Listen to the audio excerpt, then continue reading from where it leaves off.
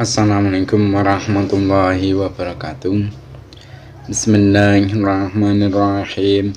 Nawaitu talabal ilmi isanatan jalim an-namsi wan syairi juhali wa ihya'an dini wa ibqa al-islami bil ilmi wa daral akhirati wa ridallahi ta'ala wa syukran ala nikmatil aqli wa nikmatil syahatil badani fadlillahi ta'ala. Nah, hadirin bil mustafa syaitina Muhammadin sallallahu wa ala alihi wa sahbihi wa tabi'i wa dzurriyyatihi wa ali bitikram wa nakhusu khususan khasatan ila masum ada kitab nadama talab saya muntaqab bin mafiq wa jamin talamiti wa masyayikhina wa mu'alif kitab allati ta'lamna wa lamna sannatana lahumul fatihah. A'udzu billahi minasyaitonir rajim. Bismillahirrahmanirrahim. Alhamdulillahirabbil alamin. Arrahmanirrahim. Maliki yaumiddin. Iyyaka na'budu wa iyyaka nasta'in. Ihdinas siratal mustaqim. Shiratal ladzina an'amta 'alaihim ghairil maghdubi 'alaihim waladdallin. Rabbi firli wa liwalidayya mu'minina amin. Mari kita mulai pelajaran kita hari ini, yaitu kitab Nadhamat Talab, yang mana insyaallah untuk hari ini akan menerangkan tentang adab orang yang mencari ilmu agama yang nomor 26 dan 27, yaitu fokus dalam belajar dan berkeliling menuntut ilmu. Mari kita mulai, kita baca bersama-sama nadhamanya 3 kali, satu baru kita maknai. Bismillahirrahmanirrahim. Qala al-musannifu rahimahumullah ta'ala wa nafa'na bihi bi'ilmi fitarani amin. Wa wadi'il antana wal ahbaba wa turkamal fakiri baban wa wadi'il antana wal ahbaba wa turkamal fakiri baban wa wadi'il antana wal ahbaba wa turkamal fakiri baban. Ya, sekarang kita maknai. Wawadi lan ninggalo sira. Wawadi lan ninggalo sira al-antana ing pira-pira omah. Ing singkatan apa? Mimfa ditaruh di atas. Al-antana ing pira-pira omah. Wal ahbaba lan pira-pira kekasih. Wal ahbaba lan pira-pira kekasih. Wadur lan midra sira. Wadur lan midra sira kamal fakiri kaya oleh mubeng wong ngemis. Kamal fakiri kaya oleh mubeng wong ngemis. Baban ing lawang siji. Baban ing lawang siji. Baban nuli ing lawang kang meneh. Baban nuli ing lawang kang meneh. Pun sanika artosipun nggih.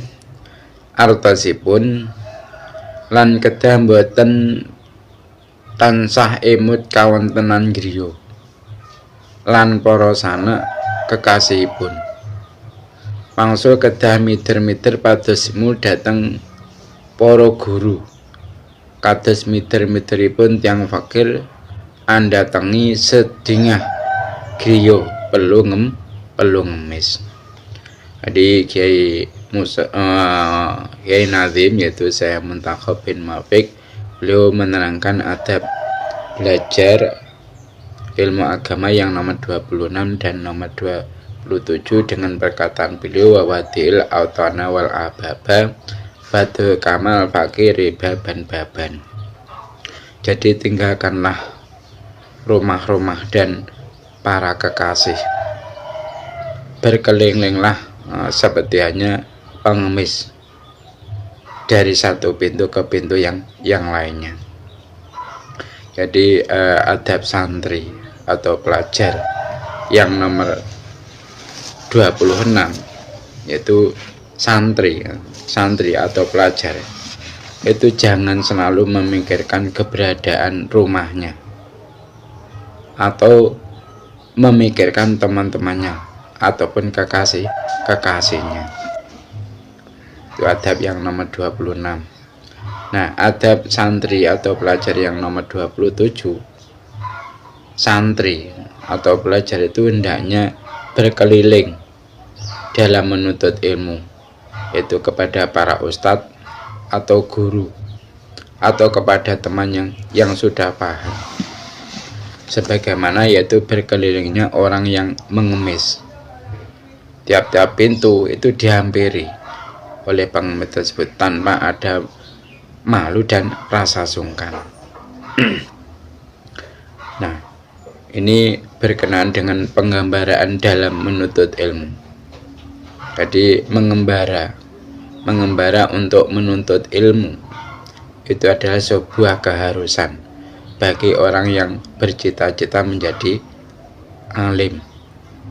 Kenapa? Karena tidak dalam satu kampung ia tidak akan menjumpai satupun orang yang menguasai semua ilmu dengan sempurna.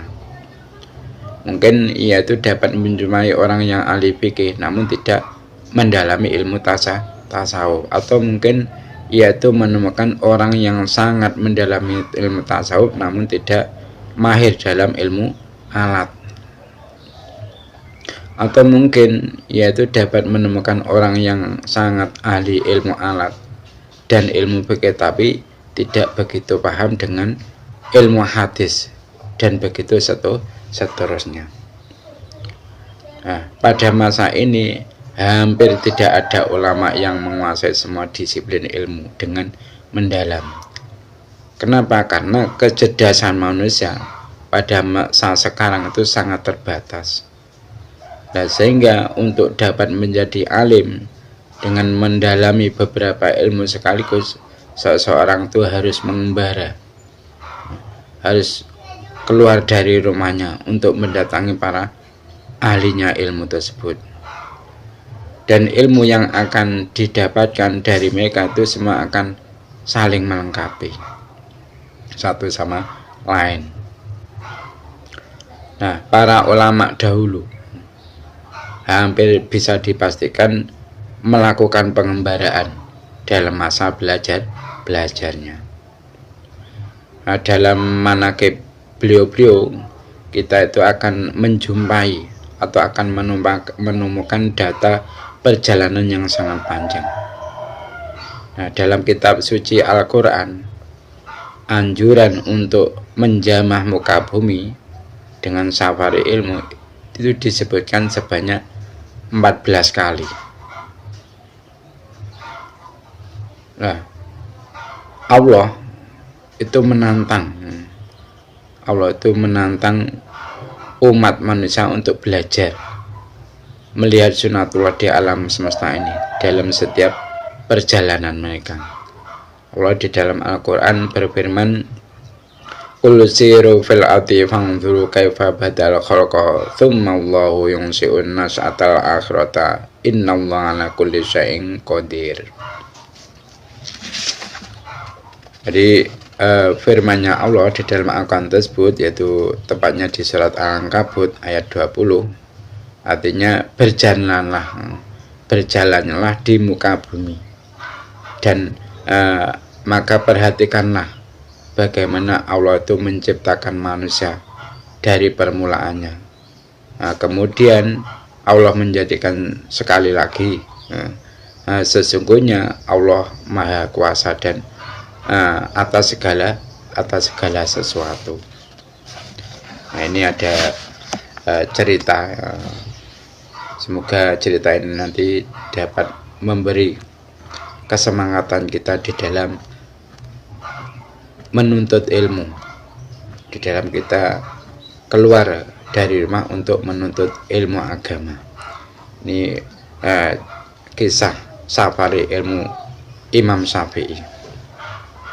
Jadi perlu saya mengetahui bahasanya nama lengkap Imam Syafi'i itu adalah Muhammad bin Idris bin Al-Abbas bin Utsman bin Syafi'i. Nah, Imam Syafi'i itu lahir pada bulan Rajab tahun 150 Hijriah, yaitu bertepatan dengan tahun 767 Masehi.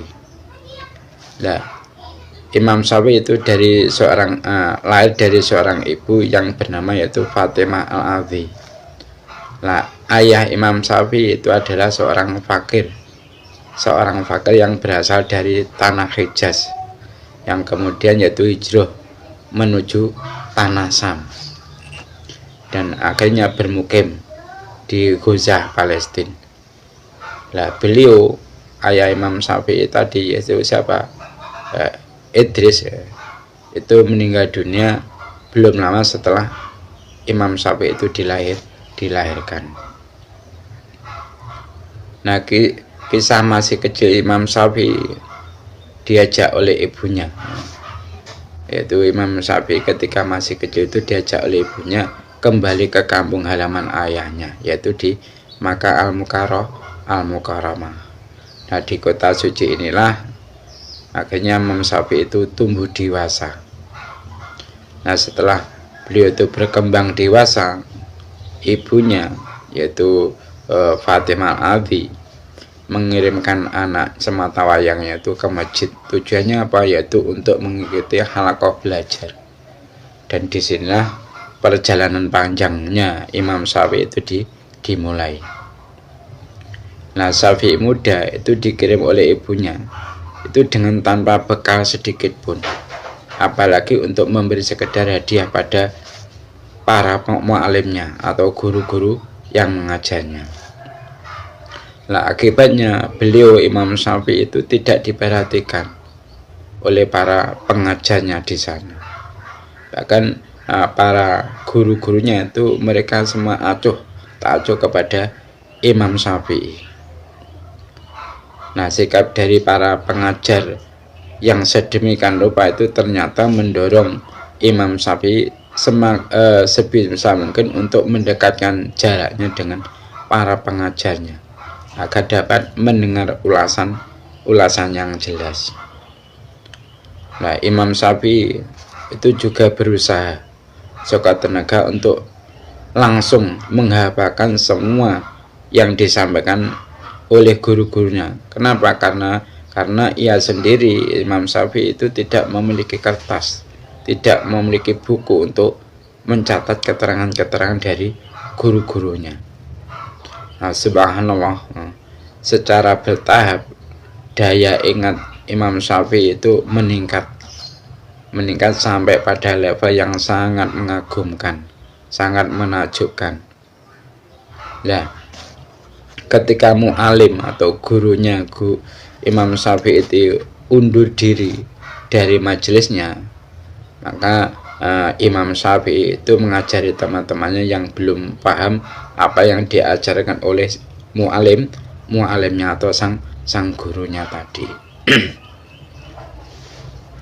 Nah, daya ingat Imam Syafi'i muda itu terbukti kehebatannya kapan? Yaitu ketika dia itu mampu menuntaskan hafalan Al-Qur'annya saat masih berumur 7 tahun. Nah, setelah itu kemudian Imam Syafi'i itu melanjutkan belajar ilmu tata bahasa Arab, dan sungguh mengagumkan ilmu yang dianggap rumit oleh sebagian besar orang itu dapat beliau kuasai semuanya dalam waktu beberapa hari saja. Nah, bukan hanya itu, Imam Syafi'i itu juga sangat menguasai dialek bahasa semua kabilah Arab hanya dengan memperhatikan bahasa kabilah-kabilah yang singgah di Masjidil Haram. Nah, semuanya itu dibuat terkagum-kagum, terheran-heran oleh kekuatan pikiran Imam Syafi'i. Bahkan para mu'alim, orang-orang yang mengajar, yang dulunya itu acuh tak acuh dengan Imam Syafi'i, kini perhatiannya terpusat pada anak ajaib ini. Mereka itu menyarankan kepada Imam Syafi'i muda untuk mendalami ilmu hadis dan ilmu qiraah Al-Quran. Nah, akhirnya Imam Syafi'i ini sepakat setuju dengan usul para guru-gurunya tadi. Nah, Imam Syafi'i akhirnya kemudian itu konsentrasi dengan hafalan hadis dan qiraah Al-Quran. Lah, untuk mendalami qiraah Al-Quran, Imam Syafi'i itu belajar kepada Syekh Ismail bin Konstantin, dan untuk mendalami ilmu hadis, Imam Syafi'i itu belajar kepada Sufyan bin Uyainah, terus Muslim bin Khalid al-Janji, Sa'id bin Salim al-Qoddah, Dawud bin Abdurrahman al-Attar, dan juga kepada Syekh Abdul Majid bin Abdul Aziz bin Abi Rawat. Nah, ternyata Imam Syafi'i muda itu dapat menyerap ilmu-ilmu yang beliau sampaikan dengan sangat mudah dan sangat mengesankan.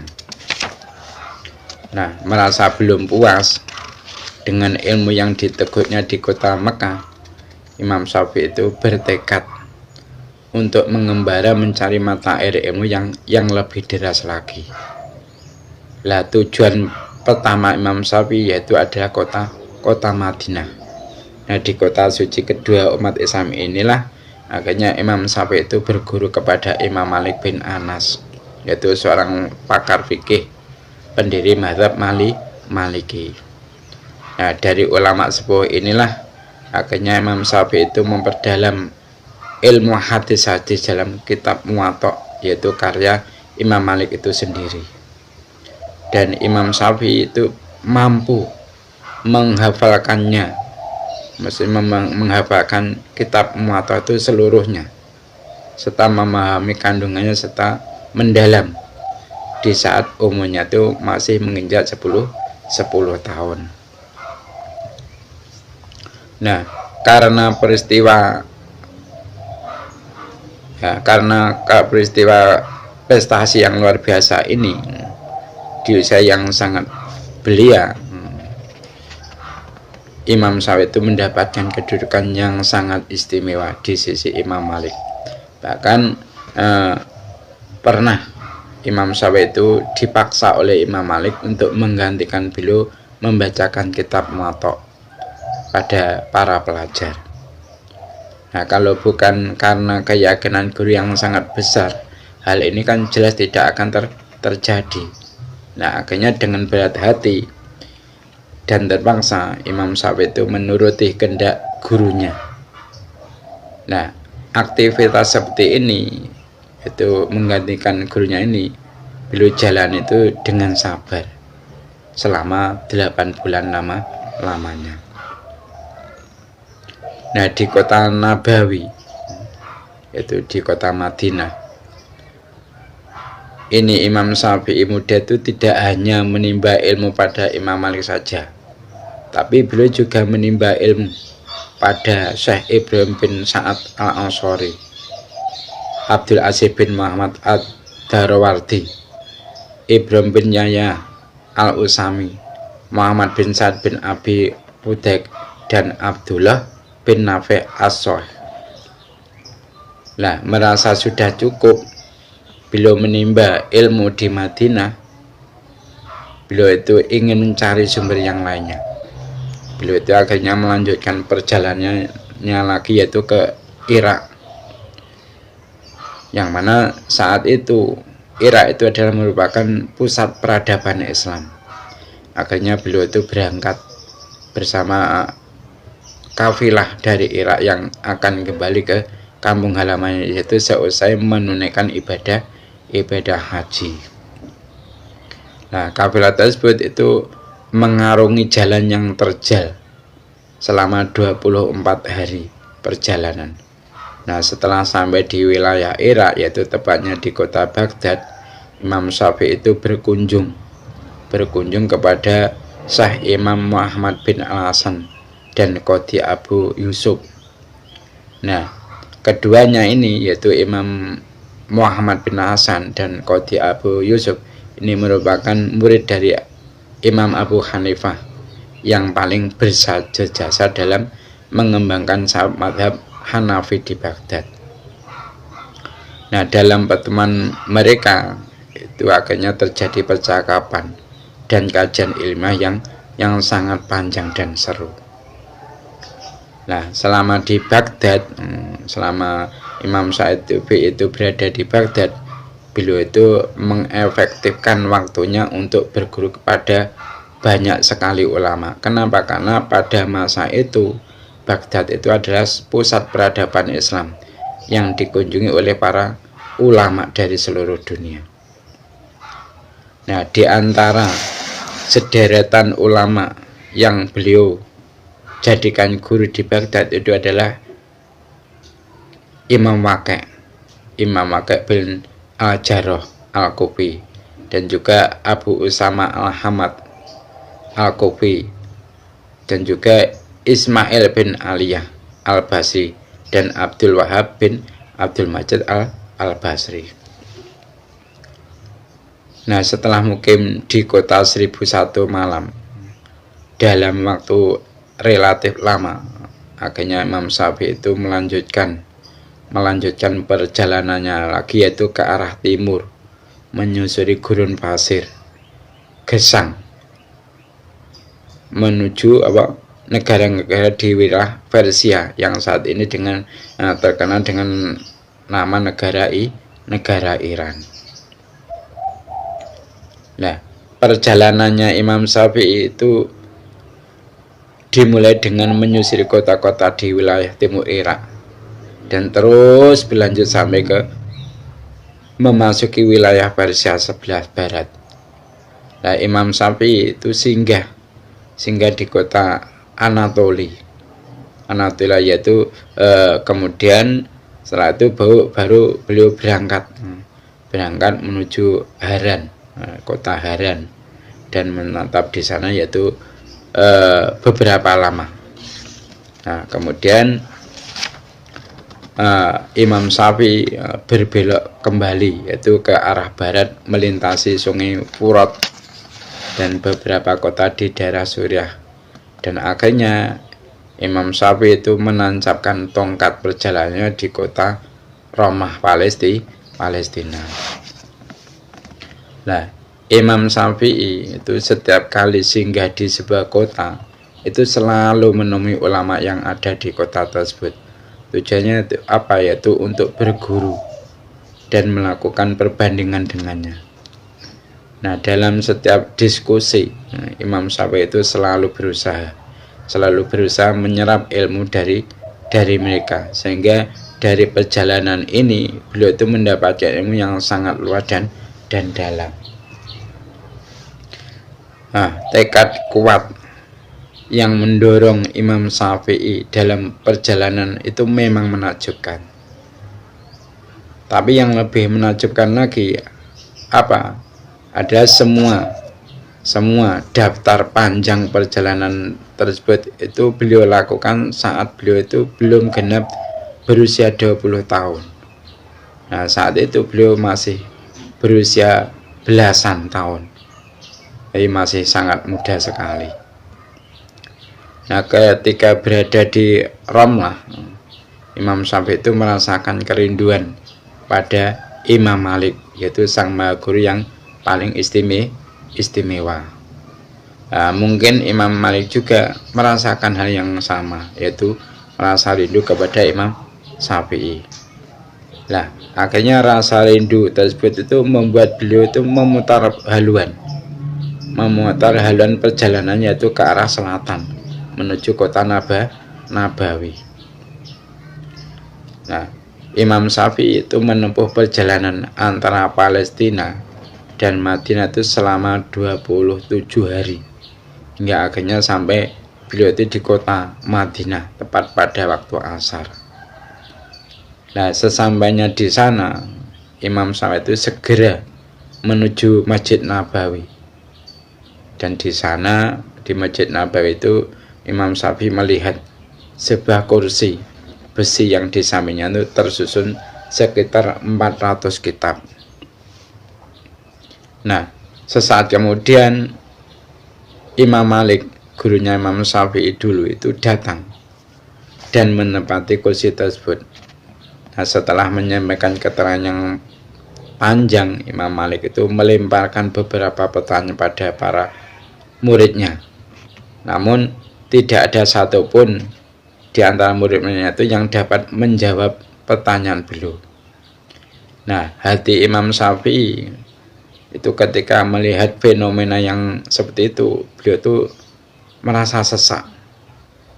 Namun beliau itu tidak mau menjawabnya sendiri. Kenapa? Karena untuk menyamakan keberadaannya. Nah, akhirnya Imam Syafi'i itu membisikkan jawaban pada orang yang ada di sampingnya.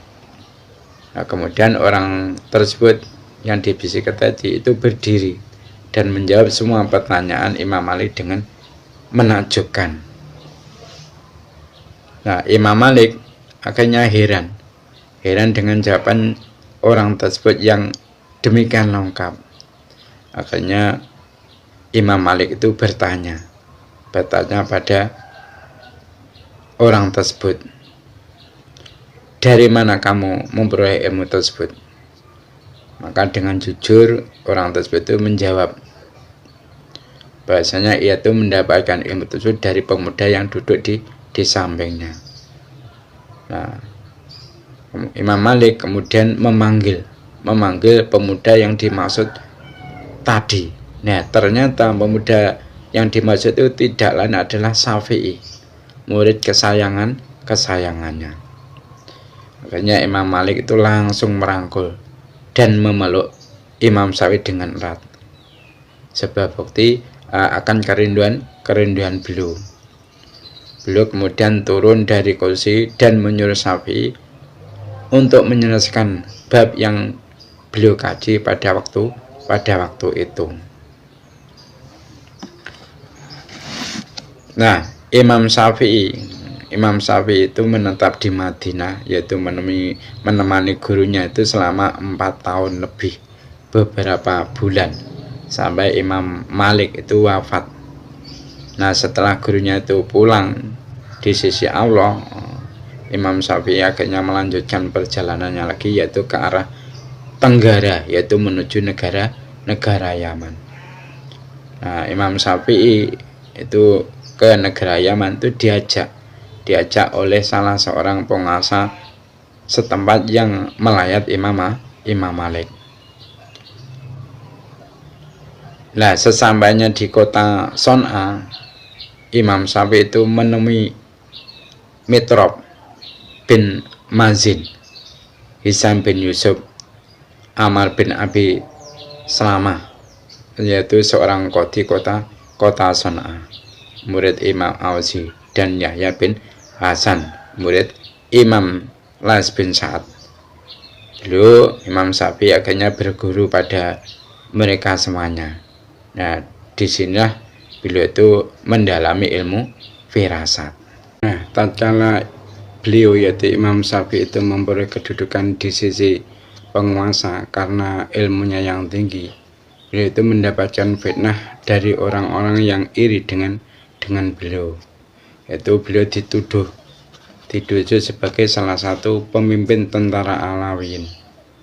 Nah, akhirnya beliau itu dibawa paksa ke Baghdad untuk menemui Raja Harun Ar-Rasyid dengan leher, kaki, dan tangan terikat rantai sebagai seorang tahanan.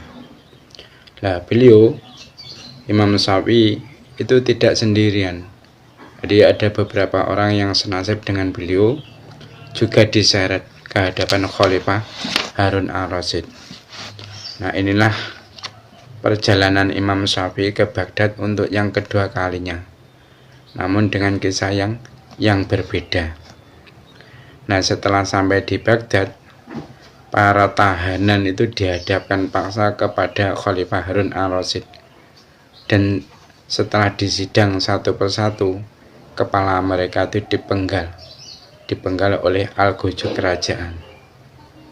Nah, dalam keadaan yang mencekam, Imam Syafi'i itu terus berdoa memohon keselamatan kepada Allah Subhanahu wa taala dengan melantunkan doa Allahumma ya latifu as'alukal lutfa fi ma jarat bil maqadir.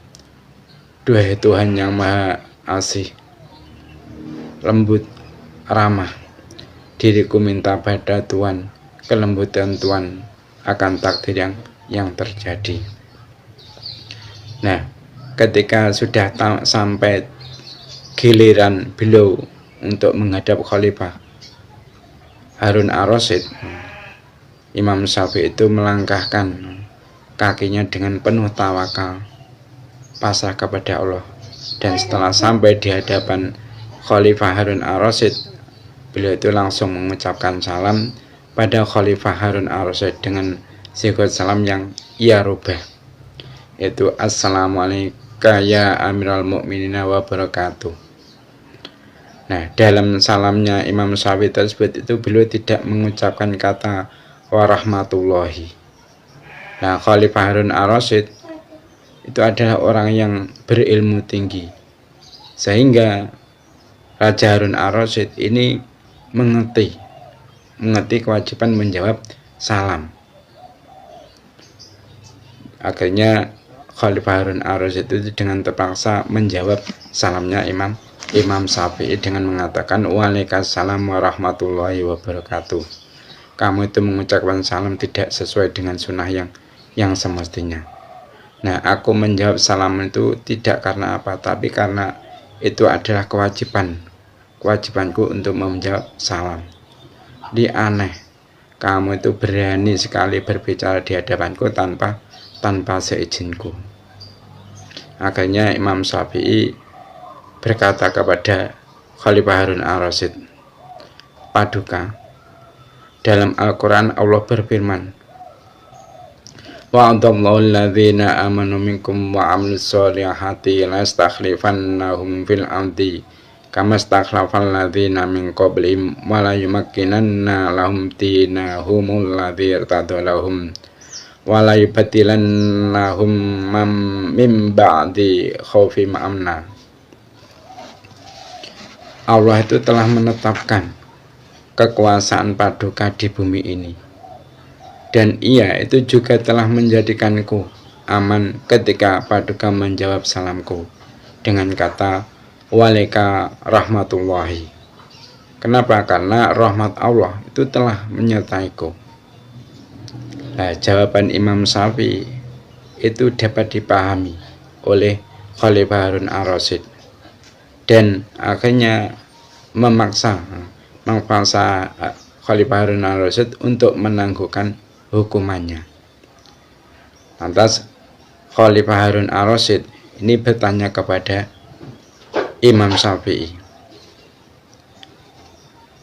sekarang apa kata pembelaanmu setelah terungkap bahwa temanmu yaitu Abdullah bin Hasan itu memberontak padaku, kemudian diikuti oleh para pengikutnya yang rendah, dan kamu adalah pemimpin mereka. Akhirnya Imam Syafi'i menjawab pertanyaan Khalifah Harun ar-Rasyid dengan mengatakan, Paduka memintaku berbicara, aku akan berbicara dengan sejujurnya, namun berbicara dengan beban besi, maksudnya belenggu seperti ini sangat sulit bagiku. Jika Paduka berkenan, maka lepaskanlah belenggu ini dari kakiku. Aku akan berbicara dengan sejujurnya, dan aku akan berlutut pada Paduka seperti para leluhurku berlutut pada leluhur Paduka, dan aku akan menjelaskan siapa diriku sebenarnya. Namun apabila Paduka itu tidak berkenan untuk melepaskan belengguku, maka sesungguhnya tangan Paduka itu di atas dan tanganku di bawah. Nah, Khalifah Harun ar-Rasyid mendengar perkataan Imam Syafi'i, akhirnya beliau itu bermurah hati dan berkenan memenuhi permintaan Imam Syafi'i. Lantas Khalifah Harun Ar-Rasyid itu berkata kepada pelayannya, "Wahai pelayanku, lepaskanlah belenggu darinya." Akhirnya sang pelayan itu langsung melepaskan rantai yang membelenggu kaki Imam Syafi'i. Lantas beliau itu Imam Syafi'i itu berlutut di hadapan Khalifah Harun Ar-Rasyid dan berkata, "Ya ayyuhalladzina amanu in ja'akum fasikum binaba'in fatabayyanu an tusibu qauman bijahalatin fatusbihu 'ala ma fa'altum nadimin." Artinya apa?